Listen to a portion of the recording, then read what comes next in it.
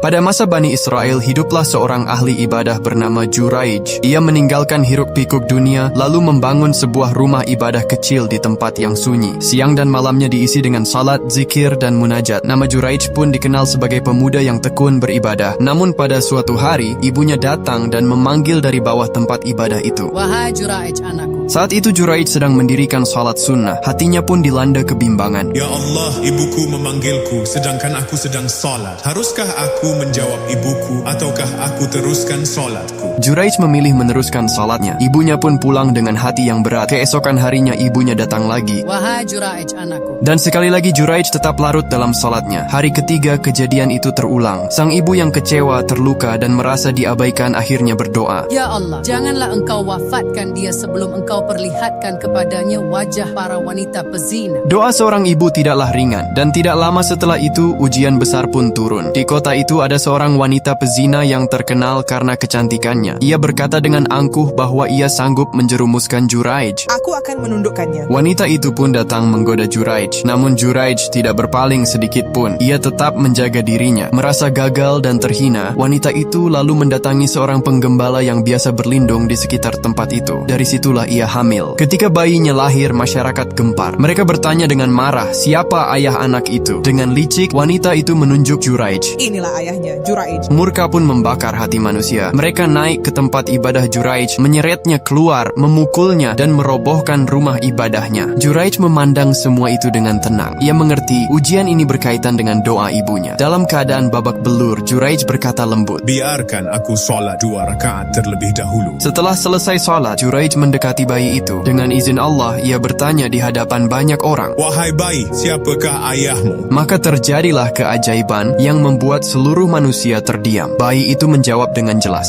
ayahku adalah seorang penggembala. Seketika wajah-wajah yang penuh amarah berubah menjadi pucat. Mereka menangis, menyesal, lalu meminta maaf kepada Juraij. Sahabatku, kisah Juraij mengajarkan satu perkara besar. Panggilan ibu bukanlah perkara sepele. Ibadah sunnah yang mulia pun tidak boleh membuat hati seorang ibu terluka. Maka jagalah lisanmu, segeralah penuhi panggilannya, dan jangan pernah meremehkan air mata seorang ibu. Sebab ridhanya adalah jalan keberkahan, dan doanya mampu menembus langit dengan izin Allah Subhanahu wa Ta'ala.